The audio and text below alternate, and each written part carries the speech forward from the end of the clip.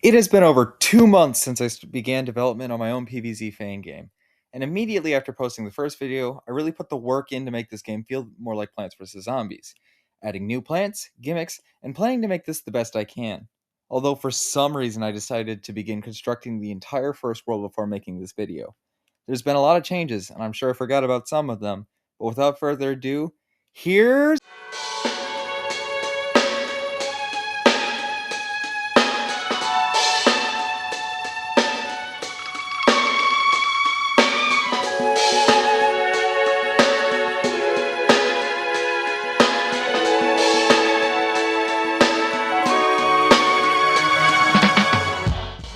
I'm sure just by looking at this you can see some improvements. There is now a progress bar, a backdrop, and lawnmowers that will defeat the zombies if they touch it.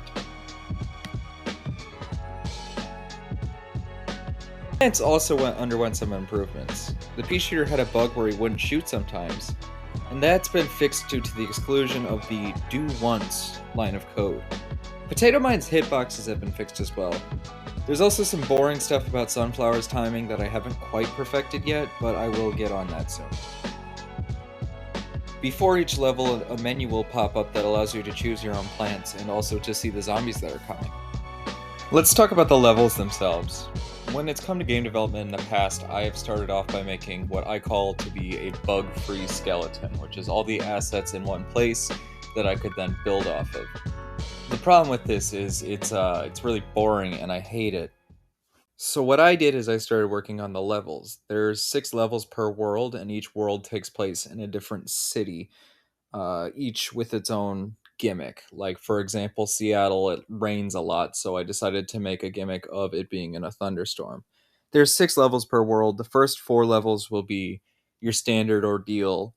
The 5th will be a mini game like in Plants vs. Zombies 1, and the 6th will be a boss fight against one of those Plants vs. Zombies heroes. I remember the trailers for Penny's Pursuit for Plants vs. Zombies 2, where it seemed like it was going to be this big thing where the zombies kidnapped Crazy Dave and you need to do everything in your power to find and stop them.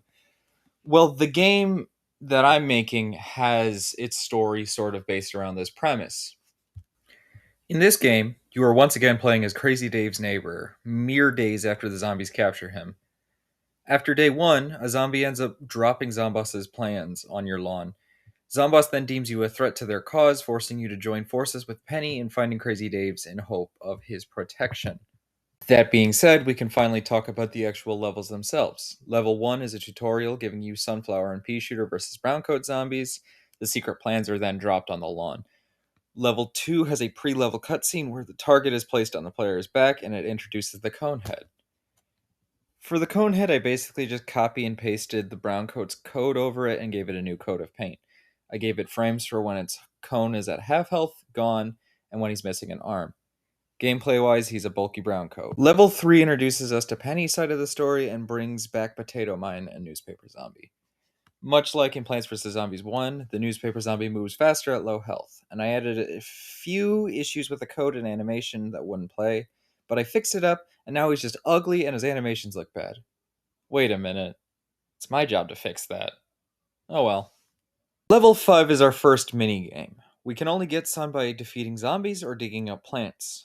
And the zombies here are few and far between, which means you're going to need to be a little careful on this one. And that brings us to the end for now. You might be wondering, where's the boss fight? And I realize I really don't have to do that just yet, and I can work on that later. But it would be very similar to the Plants vs. Zombies 2 boss fights.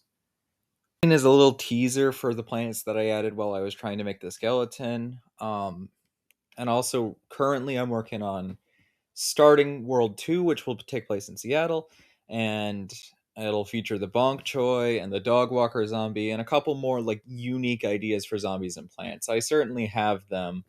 I haven't really been incorporating them much, but I do have them planned out and where they're going to be put. And to continue working on all of this, I really, I kind of enjoy making videos. I really enjoy posting, especially. And I'm sorry for the gap during this one, but like there's a lot of progress to be shown off, and I think I forgot about a good portion of it.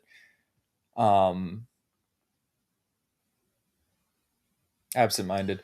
Anyway, I spent most of this video like trying to go off script a little bit because I feel like on the last video I sounded a little bit robotic, and that's not exactly something I want, right? Like I'm trying to find my big boy YouTuber voice, you know?